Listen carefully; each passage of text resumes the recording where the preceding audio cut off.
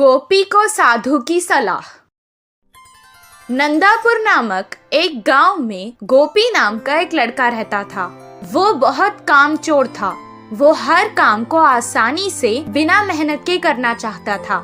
मेहनत का काम उसे बहुत मुश्किल लगता था। उसे घूमना फिरना और मस्ती करना बहुत पसंद था। वो हमेशा गांव के बच्चों के साथ फिरता रहता था। उसके माँ बाप उसके लिए बहुत चिंतित थे। वो बस अपने बच्चे को सुधरता देखना चाहते थे।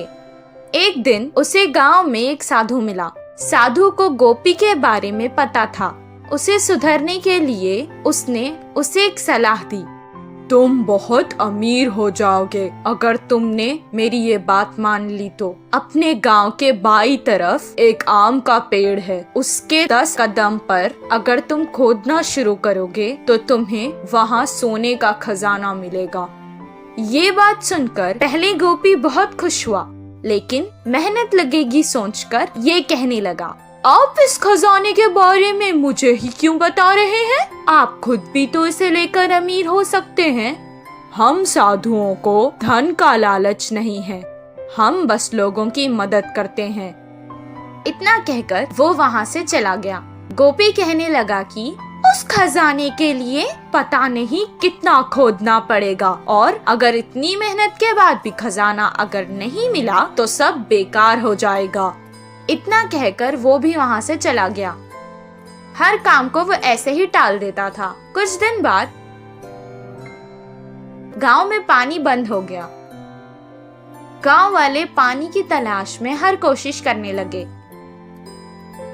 कितनी सारे कुएं खोदने के बाद भी उन्हें पानी नहीं मिला। उस समय गोपी को साधु की बात याद आ गई। मैं अगर इस बुरे समय में वो खजाना लेकर इस गांव से चला जाऊं तो आराम से रह सकता हूं, वो सोचने लगा और वहां से फावड़ा लेकर आम के पेड़ के पास खोदने चला गया। कितना खोदने पर भी उसे खजाना नहीं मिला, लेकिन गांव की ऐसी हालत देखकर उसने खोदना बंद नहीं किया। खजाना लेकर यहाँ से चला जाने की लालच में वो खोदता ही गया। 4 दिन तक खोदने के बाद उसके पैरों के नीचे उसे पानी महसूस हुआ। कुछ देर बाद उस घड़े में पानी भरने लगा। वो तुरंत उस घड़े से बाहर निकल गया। पानी कुएं की तरह उस घड़े में भर गया। इस बात का पता गांव में लगते ही सारे गांव वाले आकर उस कुएं को देखने लगे।